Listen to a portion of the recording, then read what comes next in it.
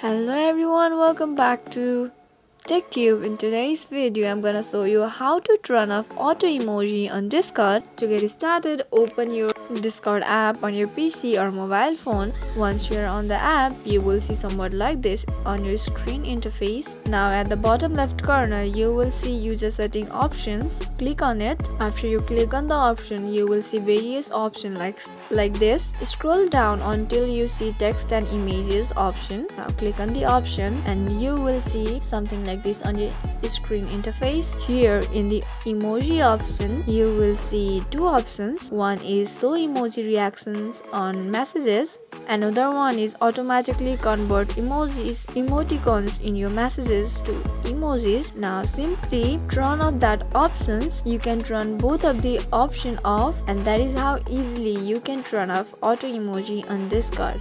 If you found the video to be helpful, please do not forget to subscribe to our channel and also press the notification bell so that you'll never miss another upcoming upload from us.